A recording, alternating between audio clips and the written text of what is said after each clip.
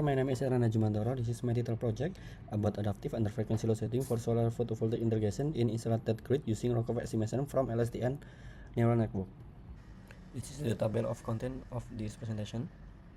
So this is the introduction. The primary goal of this project is to design adaptive under-frequency load setting system using load long-term memory neural network to predict the rate of change frequency or RCHOF. By using LSTM-NN, the dynamic behavior of the power system can be accurately captured and enabling high precision RCHOF prediction, as demonstrated on the flowchart. So when there is generation of the RCHOF value will be greater than 0.1 Hz per second. So it will start collect data frequency on Windows measurement size. It is 200 millisecond, but its power system have unique pattern, so it's difficult to predict RCHOF value. So we use an LSTM to capture pattern of the system and predict the RCHOF. After we got the predicted RCHOF from an LSTM, it will use as an input to WebLS to determine how much load to be set using formula using equation to restore frequency in the safe operation. This is the methodology.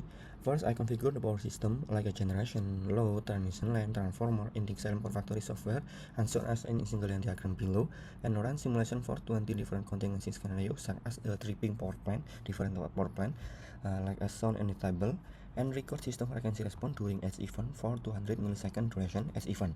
So this duration I got reference from first and second reference, and previous study state that this is the best interval for measuring calculating RCHOF for UFLS application.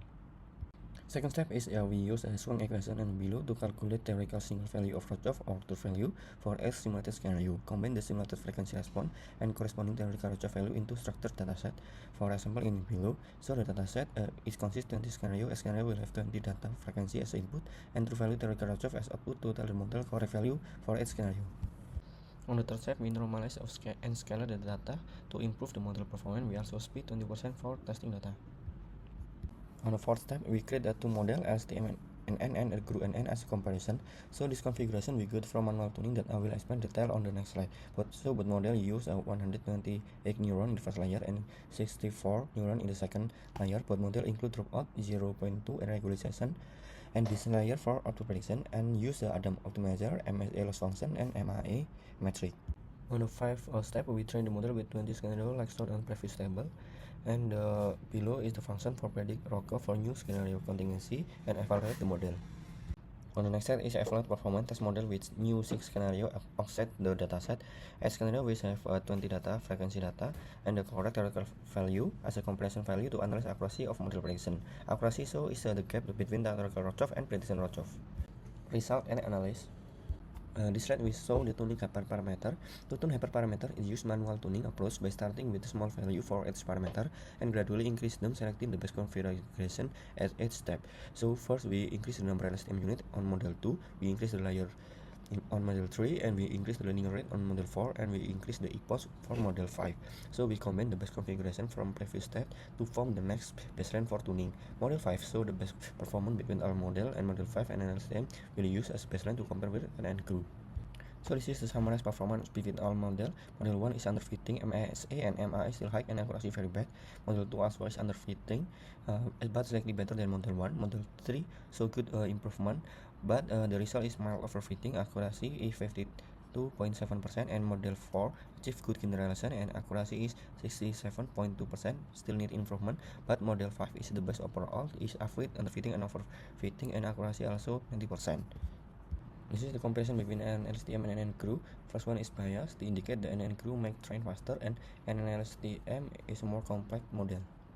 Next is epoch loss. For training efficiency, but model training loss decreases steadily over the epoch, but GRU is slightly lower training loss compared to the LSTM.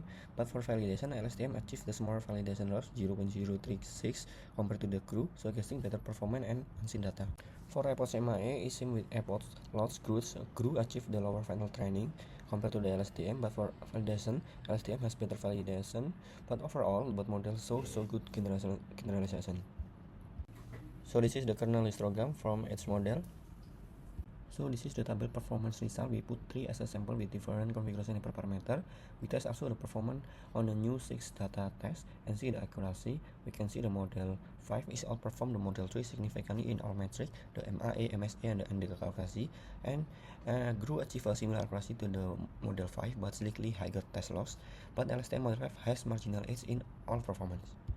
Next slide is video demo and the conclusion. This is a demo video. This is the data set. We have a 20 scenario and data set, and we save on a DF as Excel to easy to see. And this is the TensorBoard. We use TensorBoard in this program, and we normalize the data and split into 20% as a test in. And this is the our model LSTM. We have a 120x in the first layer, 64 in the second layer. We use Tensor, and this is the GRU model. On the comparison, we use the same configuration. So we use EPOS 100 and Basis 32. This is the model 5 is the best one.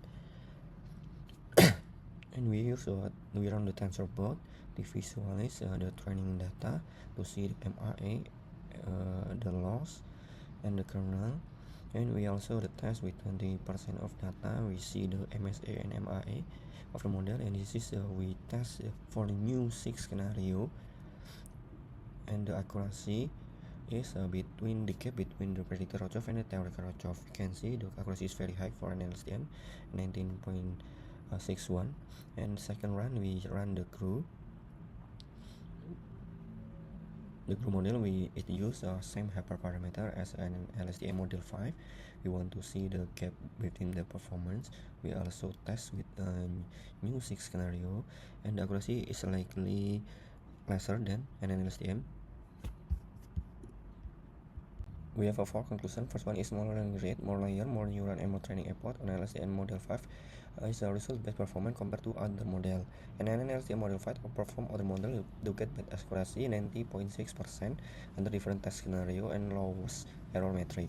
And GRU show competitive performance basically like PIN and LSTM. Both model complete training in 26 seconds, but LSTM is longer than GRU. And thank you, doctor.